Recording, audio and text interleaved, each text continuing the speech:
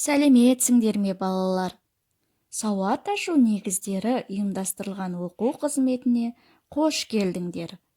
Бүгінгі сабағымыздың тақырыбы Саматтың ойыны. С дыбысымен әріпі.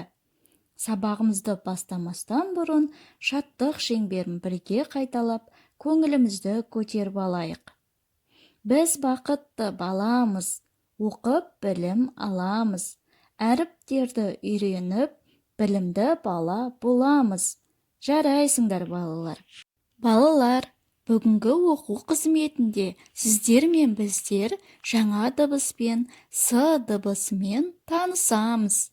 С дыбысы қатаң дауыссыз дыбыс. Дыбыстық талдау жасау кезінде оны көк түспен белгілейміз.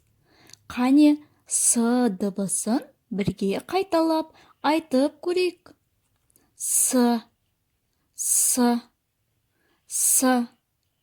С дыбысын айтқан кезде ерін езуге тартылып, тіс көрінеді. Тіл тістерге тиіп, арасынан С дыбысы қысылып шығады.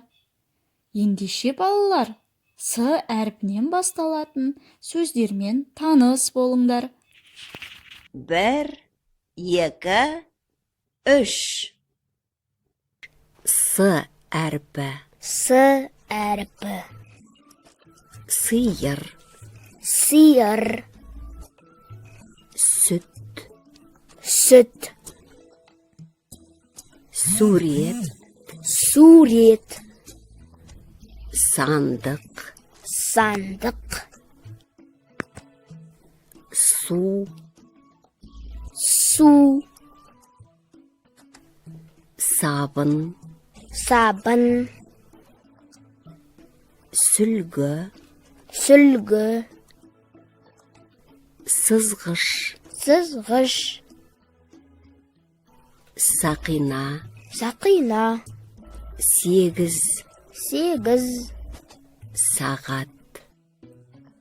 Сағат. Балалар, С әрпінен басталатын сөздермен таныс болсаңдар, тіл ұстарту жаттығуларын жасап көрейік. Қайталаймыз балалар. Са. Сана. Се. Кесе. Со. Сона. Тамаша балалар. Енді балалар, мына суреттегі заттардың атауын атап, буынға бөліңдер. Және С дыбысы сөздің қай жерінде кездесетінін айтыңдар. Ендігі кезекте оқулықпен жұмыс жасаймыз. С әрпімен таныс бол. Bir қарасаң егіншінің орағы. Жаңа туған айға да ұқсап қалады. Балалар, С әрпі бірде егіншінің орағына, бірде айға ұқсайды екен. Енді балалар, келесі тапсырмаға назар аударамыз. Сағат цифрларын толықтырып жаз.